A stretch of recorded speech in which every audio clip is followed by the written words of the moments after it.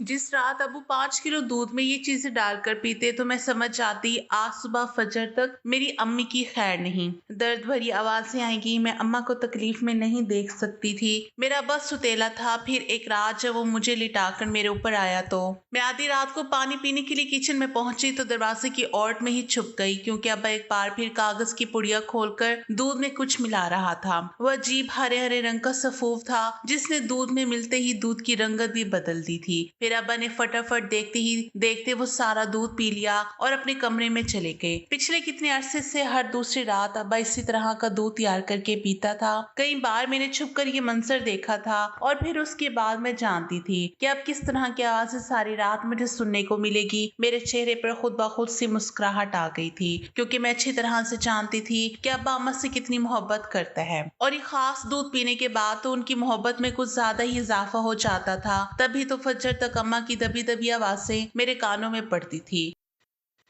घर छोटा था, इसलिए रात के सन्नाटे में ये आवाजें मुझे साफ सुनाई देती थी और मैं चारपाई पर बेचैनी से करवटें बदलती रहती थी। मैं 16 साल की एक जवान लड़की थी और इस उम्र में मियाँ बीवी वाले रिश्ते को लेकर काफी तजस्सुस दिल में मचू था। और फिर रात की इस पहर ऐसी आवाजें सुनकर तो ये तजस्सुस ना सिर्फ बढ़ जाता बल्कि दिल में अजीब अजीब से शौक भी पैदा होते। कभी मेरा दिल चाहता कि छुप कर देखूं कि अम्मा अब्बा के कमरे में क्या चल रहा है, तो कभी मैं सोचती कि अब्बा अम्मा के लिए इस उम्र में किस कदर दीवाना है। कभी ख्याल आता कि जाने अब्बा कौन सा सफूफ पीता है जो सारी रात अम्मा की ऐसी आवाजें सुनने को मिलती हैं। ये वो सवालात है जो मेरे जहन में पिछले 6 महीने से गर्दिश कर रहे थे, लेकिन मेरे पास इन सवालों को कोई जवाब नहीं था। अलबत्ता मेरे दिल में बहुत से अरमानों ने जगह ले ली थी। मैं इतनी कम उम्र में ही अपनी शादीशुदा जिंदगी के ख्वाब सजाने लगी थी।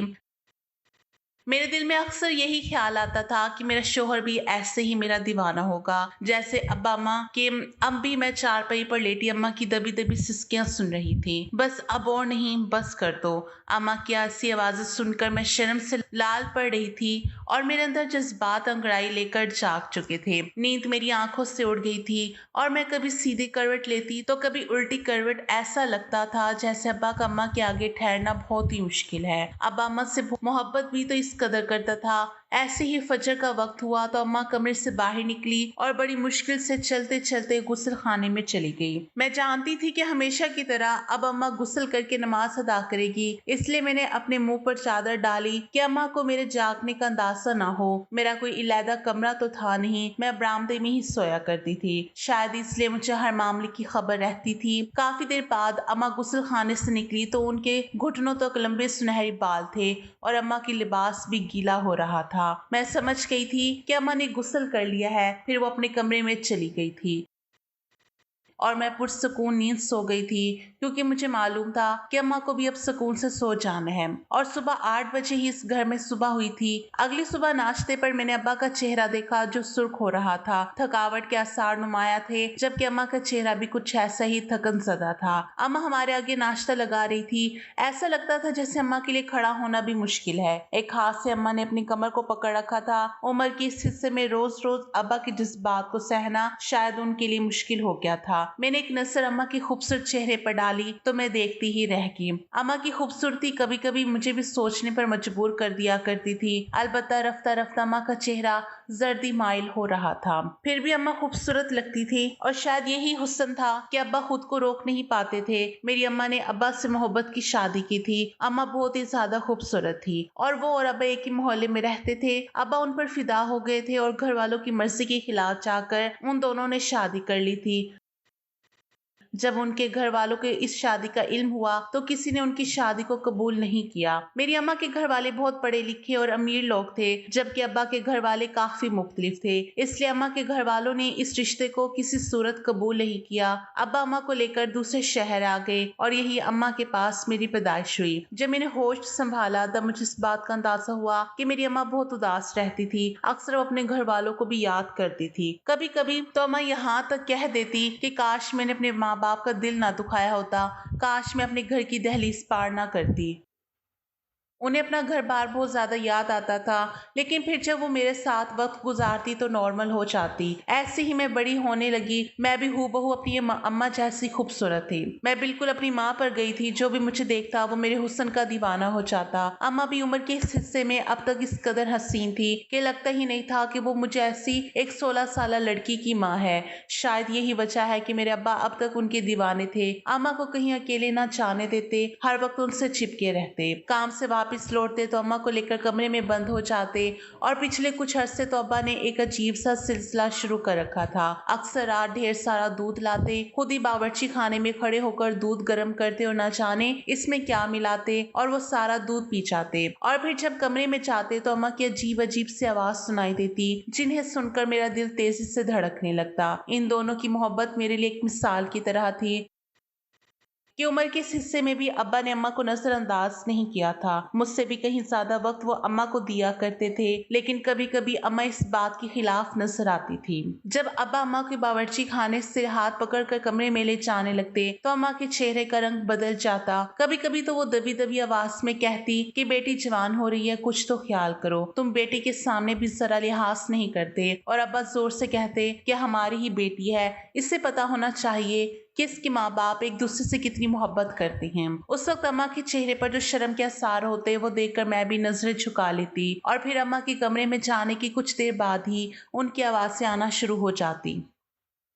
वो दबी दबी आहें और सिसकियां और सरगोशियां मेरे जज्बात को पूरी तरह से उभारती थी। ऐसे ही मैंने 10वीं जमात का इम्तिहान पास किया और जब कॉलेज में दाखिला लेने की बात आई तो अब्बा ने साफ इनकार कर दिया। कहने लगे कि तुम्हें बिला जरूरत घर से बाहर निकलने की जरूरत नहीं है, मेरे हिसाब से तुम्हारी तालीम मुकम्मल हो चुकी है। अब्बा की बात सुनकर मेरा दिल बहुत खराब हुआ। मैं पढ़ना चाहती थी, आगे बढ़ना चाहती थी और अम्मा की भी यही ख्वाहिश थी, लेकिन अब्बा न जाने क्यों मेरी पढ़ाई के खिलाफ हो गए थे। जब मैंने ज्यादा कहा तो अब्बा ने बहुत अजीब सी बात कही। कहने लगी, मैं नहीं चाहता कि जिस तरह तुम्हारी माँ ने मेरे साथ भागकर शादी की है इसी तरह तुम भी किसी के साथ भाग जाओ। अब्बा की बात सुनकर अम्मा के चेहरे का रंग बदला था और वहीं मैं भी चौंक उठी थी। अम्मा ने अब्बा की खातिर अपना घर छोड़ा था और आज इस बात को घुमा फिरा कर अब्बा इस तरह कह रहे थे जैसे अम्मा ने कोई बहुत बड़ा गुनाह कर दिया हो। अम्मा खामोशी से उठकर अपने कमरे में चली आई थी और अब्बा ने दो टोक लफ्जों में कह दिया था कि बस अब घरदारी पर ध्यान दो, जल्दी मैं तुम्हारी शादी कर दूंगा। ऐसा ना हो कि कहीं तुम मेरे मुंह पर कालक मल दो। अब्बा की बात सुनकर मैंने शर्मिंदगी से नजरें झुका ली थी। अब्बा न जाने मेरे बारे में क्या सोच रखते थे। फिर अब्बा भी कमरे में चले गए थे और मैं सोच में पड़ गई थी कि क्या अम्मा ने अब्बा से इस तरह भागकर शादी करके कोई बहुत बड़ी गलती की है कि अब्बा मुझे अम्मा के ही तराजू में तोल रहे हैं। लेकिन फिर आधी रात को जब अब्बा दूध पीकर कमरे में जाने लगे तो मेरे जहन से वो बात निकल गई। अब्बा तो अभी अम्मा से बहुत मोहब्बत करते थे, शायद वो बदनामी से डरते थे, इसलिए मेरी जल्दी शादी करने का सोच रहे थे। भागकर शादी करने के जो नुकसानात होते हैं उसका अंदाजा इन्हें अच्छी तरह हो चुका था। मगर उस रात मैंने एक अजीब सी हरकत महसूस की। जब अब्बा अपने कमरे में चले गए तो तजस्सुस के आले में मैंने उनके कमरे में कान लगा लिए। अम्मा अब्बा से कह रही थी कि अब बस कर दो, मैं कब तक ये सब कुछ बर्दाश्त करती रहूंगी, कम से कम मेरी उम्र का ही ख्याल कर लो। मैं मानती हूँ मैं बहुत खूबसूरत हूँ, लेकिन इसमें मेरी क्या गलती है। अब्बा कह रहे थे कि यही तुम्हारी गलती है कि तुम बहुत खूबसूरत हो और मैं तुम्हें तन्हा नहीं छोड़ सकता। उसके बाद अम्मा की दबी दबी आवाज मुझे सुनाई देने लगी और वो बार बार बस कर दो की तकरार कर रही थी और मैं शर्म से पानी पानी हो रही थी। अपनी इस हरकत पर भी मुझे शर्म आई कि मैं किस तरह अपने ही माँ बाप के कमरे से कान लगाकर खड़ी हो गई। ये इंतहाई गैर इखलाकी हरकत थी और एक बेटी होने की हैसियत से मुझे ये हरकत किसी सूरत नहीं करनी चाहिए थी। मैं वापस चारपाई पर आकर लेट गई और तस्वुर में अपने माँ बाप की मोहब्बत सोचने लगी। अगले दिन जब अम्मा कमरे से निकली तो उनकी गर्दन पर नीले रंग के छोटे छोटे निशान मौजूद थे। मैंने घबराकर अम्मा से पूछा कि आपकी गर्दन पर क्या हुआ है, तो अम्मा ने जल्दी से दुपट्टा डाल लिया और फिर कामों में मसरूफ हो गई। मेरी बात को उन्होंने कोई खास जवाब नहीं दिया। मैं घर के काम काज से फारिग हुई तो अपनी पड़ोस वाली सहेली रुबीना के घर पहुंच गई। अम्मा मुझे कभी रुबीना के पास जाने से रोकती नहीं थी। मैंने इत्तेफाक से रुबीना की भाभी की गर्दन पर भी अम्मा की गर्दन जैसे मिलते जुलते निशान देखे तो मुझसे रहा ना गया और मैंने घबरा कर पूछ लिया, रुबीना तुम्हारी भाभी की गर्दन पर क्या हुआ है? रुबीना जॉइंट फैमिली में रहती थी, वो मेरी तरह सीधी सादी नहीं थी, उसे बहुत सी चीजों का इल्म था। वो हंसकर कहने लगी, कुछ तो शर्म करो, ये भी पूछने वाली बात है, क्या तुम्हें नहीं पता ये निशान किस चीज का है? मैंने इनकार में सर हिलाया तो उसने आहिस्ता से मेरे कान में ऐसी बात कही कि मैं शर्म से लाल पड़ गई। मेरी इस हालत पर रुबीना जोर से हंसी और कहने लगी कि नई नवेली शादी हो तो ये सब आम सी बात है। तुम्हें तो पता है कि भाई की शादी को महीना हुआ है, इसलिए अक्सर ही भाभी की गर्दन पर ये निशान होते हैं। पहले पहल तो मुझे भी पता नहीं था, फिर मेरी बड़ी बहन ने मुझे बता दिया कि ये क्या है। रुबीना ने मेरी मालूमात में इजाफा किया था, लेकिन मैं सोच रही थी कि मेरे माँ बाप की शादी को तो 17 साल हो गए हैं, तो क्या अब भी अब्बा अम्मा से इतनी ही मोहब्बत करती हैं? मैंने दिल ही दिल में दुआ की कि मुझे भी कोई अब्बा जैसा मोहब्बत करने वाला शोहर नसीब हो जाए। कुछ देर में बस रुबीना की भाभी को देखती रही, जिनके बालों से पानी टपक रहा था, कमर से कपड़े चिपके हुए थे। वो ज्यादा खूबसूरत तो नहीं थी, लेकिन उनके चेहरे पर एक अजीब सी चमक थी, जैसे ही उन्हें कोई खजाना मिल गया हो। और मैं अच्छी तरह समझ गई थी कि ये चमक किस बात की है। कुछ देर अपने दोस्त के साथ वक्त गुजार कर मैं वापस घर आई तो अब्बा गुस्से में बैठे हुए थे। मुझे देखकर कहने लगे, खबरदार जो आइंदा घर से बाहर कदम भी निकाला। अब्बा का लहजा सुनकर मैं चौंक गई। मैं पहले भी रुबीना के घर जाती रही हूँ। अब्बा कहने लगे, तुम जवान हो गई हो, अब तुम्हें घर से बाहर जाने की जरूरत नहीं है। ये बात मैंने तुम्हें पहले भी बताई थी, रुबीना के घर भी मत जाना, इसके भी जवान भाई है। मैंने अब्बा से कहा कि रुबीना के भाई मेरे भाइयों जैसे हैं, हम तो बचपन से एक साथ बड़े हुए हैं। अब्बा ने गुस्से से मुझे देखा और कहने लगे, जबान चलाने की जरूरत नहीं है, जो मैं कह रहा हूँ वो समझ लो। आज के बाद रुबीना के भी जाने की जरूरत नहीं है। ऐसा ना हो कि तुम्हारा भी गली में आंख मटकना शुरू हो जाए और हम किसी को मुंह दिखाने के लायक ना रहें। फिर अब्बा कमरे में चले गए और अम्मा ने एक आंसू भरी नजर मुझ पर डाली। शायद मेरे आने से पहले अब्बा अम्मा को ऐसी बात पर डांट चुके थे, इसी बात पर डांट चुके थे। मुझे बड़ी शर्मिंदगी महसूस हुई कि मेरी वजह से मेरी माँ को भी डांट पड़ गई थी, और अब्बा भी न जाने क्या कुछ सोच रहे थे। मगर अम्मा की खातिर मैंने अपने आप पर कंट्रोल किया और अम्मा के गले में हाथ डाला और कहा कि अब्बा हमसे मोहब्बत भी तो बहुत करते हैं ना, इसलिए डांट भी दिया तो कोई बात नहीं। लेकिन अचानक कि अब्बा को क्या हो गया, मेरी रुबीना के घर जाने से उन्हें क्या मसला हो गया? मैंने तो कभी किसी की तरफ नजर उठाकर भी नहीं देखा, तो फिर अब्बा मुझ पर इतना शक क्यों कर रहे हैं? अम्मा कहने लगी, दरअसल गलती तुम्हारी नहीं है, मेरी है, और अब इसी की सजा हमें सारी जिंदगी भुगतना है।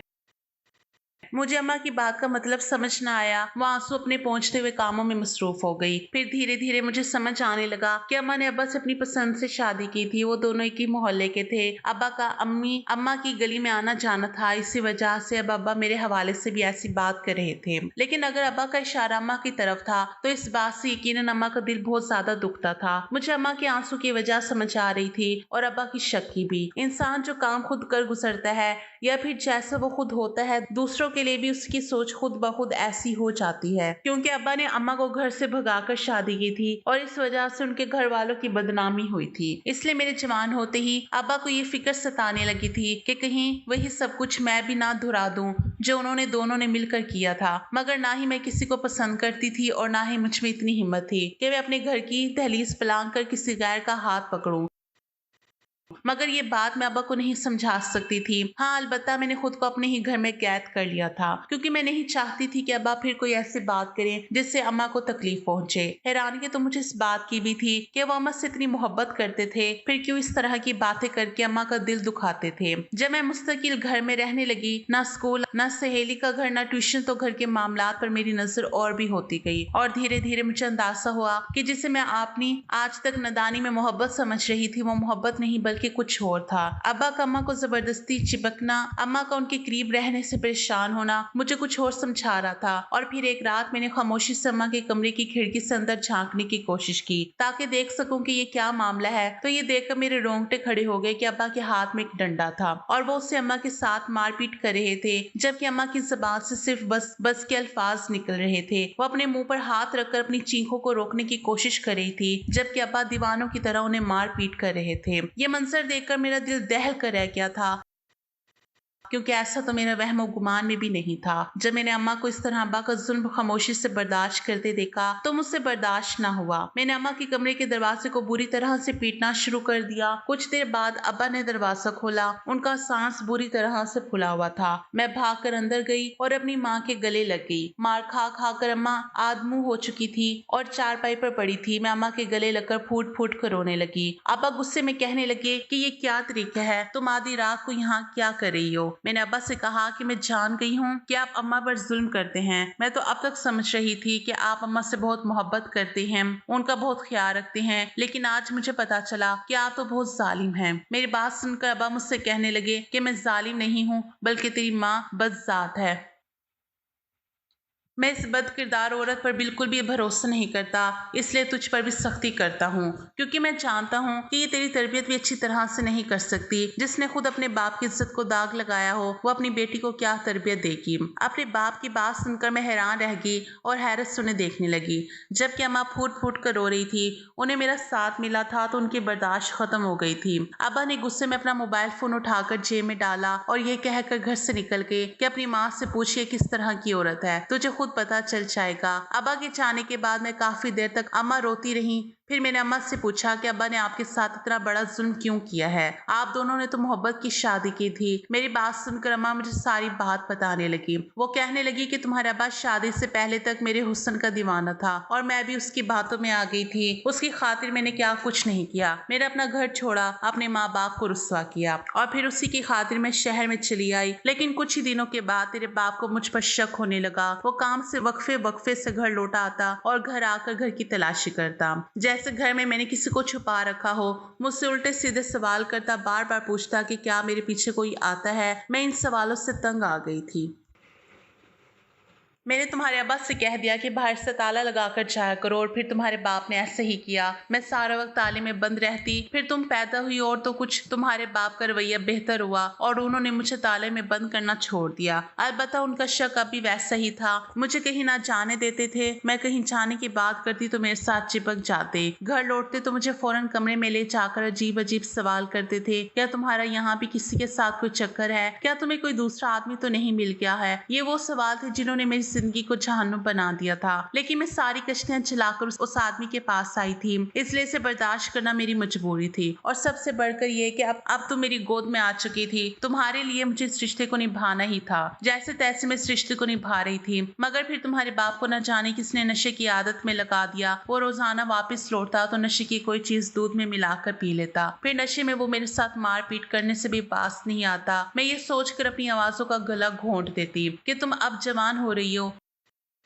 तुम पर इन बातों का क्या असर पड़ेगा। मैं तुम्हारी तरबियत खराब नहीं करना चाहती थी, लेकिन कभी तुम्हारा बाप मुझे सिगरेट से जलाता तो कभी मेरे वजूद को इस तरह से बम्बोड़ता कि सारे जिस्म पर नीले निशान पड़ जाते। कभी वो डंडे से मारपीट करता तो कभी पाइप से। मैंने हर जख्म को खामोशी से सह लिया ताकि तुम्हारी जिंदगी खराब ना हो। लेकिन सच्चाई कब तक छुपती है? आज तो तुमने अपनी आंखों से सारा सच देख लिया है। तुम्हारा बाप मुझसे किस लहजे में बात करता है, वो मेरे बारे में क्या सोच सकता है, ये भी तुम्हें अच्छी तरह से मालूम है। पता है मेरी बेटी, मेरी गलती क्या है कि मैंने अपने माँ बाप को छोड़कर गैर मर्द पर भरोसा किया और उसी की सजा मैं आज तक भुगत रही हूँ कि मैं अपने शोहर की नजरों में अपनी जगह नहीं बना सकी। वो मुझ पर कभी भरोसा ही नहीं कर सका और ना ही उसने मुझे वो मकाम दिया जिसकी मैं हकदार थी। ऐसा लगता है कि मैं बहुत बद किरदार हूँ क्योंकि मैंने अपने माँ बाप को धोखा दिया है। ये कहकर अम्मा फूट फूट कर रोने लगी और मैं बस अम्मा को सीने से लगाए हक्का बक्का से उन्हें सुन रही थी। मैं आज तक जिसे मोहब्बत समझती थी वो शक था। मैं जिसे ख्याल रखना कहती थी वो मारपीट जुल्म था। बस मेरी आंखें बंद थी। मैंने अम्मा से कहा कि एक ऐसे शख्स के साथ गुजारा करने की क्या जरूरत है जिसने सारी जिंदगी भी आपको कुछ भी नहीं दिया, जिसकी वजह से आपके सारे रिश्ते भी खत्म हो गए। अम्मा कहने लगी कि जब तक तुम मेरे साथ हो मैं इस शख्स को नहीं छोड़ सकती। अलबत्ता तुम इज्जत के साथ रुखसत करके मैं फिर अपनी जिंदगी के बारे में सोचूंगी। मैंने इनकार में सर हिलाया और कहा, अम्मा मेरी जिंदगी के बारे में सोचते सोचते आपने खुद को तबाह कर लिया। अभी नहीं मेरी शादी की उम्र है और ना ही मैं शादी करना चाहती हूँ, इसलिए बेहतर यह है कि हम दोनों अपने लिए एक अलग रास्ता चुन लें। अम्मा को मेरी बात समझ आ गई थी। اس لیے अम्मा ने वही फैसला किया जो मैं चाहती थी। हम दोनों ने अपना सामान बांध लिया। जब अब्बा सुबह लौटे तो हमने उन्हें अपना फैसला सुना दिया। ये सब सुनकर अब्बा हक्का बक्का रह गए, कहने लगे कहीं जाने की जरूरत नहीं है, क्योंकि सच तो ये था कि हम दोनों के सिवा अब्बा का कोई भी नहीं था। लेकिन मैंने अब्बा से साफ कह दिया कि जो जुल्म आप अम्मा पर करती हैं, इसके बाद हमारा यह रहना मुमकिन ही नहीं था। मैंने अब्बा को उनकी गलतियों का एहसास दिलाया तो अब्बा बिल्कुल खामोश हो गए। वो चाहते थे कि अम्मा और मैं घर छोड़कर ना जाऊं। मैं तो इस बात के हक में नहीं थी, लेकिन अम्मा को अब्बा से सच्ची मोहब्बत थी, इसलिए उन्होंने अब्बा को एक और मौका देना मुनासिब समझा और हम वापस से रुके। लेकिन इसके बाद अब्बा के अंदर वाकई तब्दीली नजर आने लगी। उन्होंने अम्मा को परेशान करना बंद कर दिया था, बल्कि घर के कामों में भी हाथ बटाने लगे थे। कुछ ही महीनों बाद अब्बा काफी बेहतर हो गए। उन्हें डर हो गया था कि अगर हम उनको छोड़कर चले गए तो उनका क्या होगा। आज मैं, अब्बा और अम्मा एक छत के नीचे है। अब मैं अब्बा को नशे वाला पाउडर पीने नहीं देती और यही वजह है कि अब मेरी अम्मा की सिसकियां और आहें भी बंद हो चुकी हैं। मैं उस हर लड़की को यही पैगाम देना चाहूंगी जो किसी नामहरम मर्द की मोहब्बत में मुब्तला होकर किसी भी मर्द के लिए अपने माँ बाप का घर ना छोड़े, अपने माँ बाप को धोखा ना दे, क्योंकि यही बात आपके गले का तोप बन सकती है। हो सकता है कि इसी बात का मजाक बनाकर आपका शोहर आपको टॉर्चर करे, आपकी किरदार कशी करे, या फिर ये समझे कि आप एक बदजात औरत है। इसलिए खुद को किसी दूसरे की नजरों में गिरने ना दे। अपना मकाम बुलंद रखें। अगर कोई आपसे मोहब्बत करता है तो इज्जत से शादी करने के लिए हर मुमकिन कोशिश करेगा और यही सच्ची मोहब्बत की पहचान है।